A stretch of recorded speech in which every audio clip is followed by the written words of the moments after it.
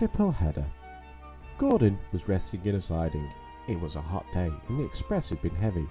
"I get so out of breath," he complained, "but nobody cares. They just say I'll be right after a rest."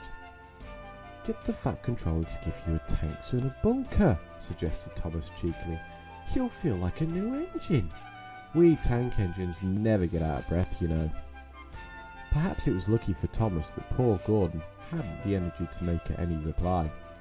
The men worked hard on Gordon, but they couldn't make him better. "You need new tubes, Gordon," they said. "You'll have to go to the works to have them fitted." While Gordon was being mended, Henry pulled the express. But one morning, just before Gordon was due back, Henry was ill too.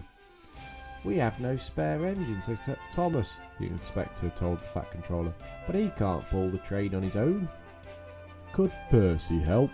asked the Fat Controller. The inspector shook his head.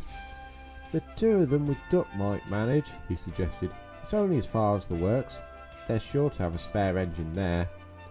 So the three tank engines were coupled together. Thomas nearest the train, Duck in the middle, and Percy at the front. They slowly started. Come on," fussed Percy importantly. We're doing it," puffed Duck. Pull harder," grumbled Thomas to the others. The heavy train drew out of the platform. The engines couldn't go as fast as Gordon, but the passengers didn't mind. They knew that Percy, Thomas and Duck were doing their best.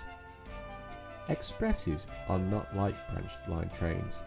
They don't stop at all the little stations, and the engines don't have a chance to get their breath back. Soon the three began to feel tired. They struggled valiantly up Gordon's hill, but the strain was beginning to show. "I'm glad we didn't stick there," thought Thomas. "Gordon would never have let us hear the last of it." But the hill proved too much for Percy.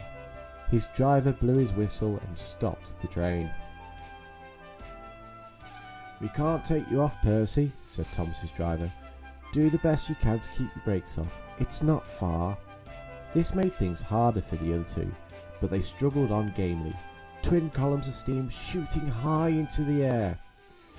We're nearly there," puffed Thomas and Duck together as they summoned a last brave effort.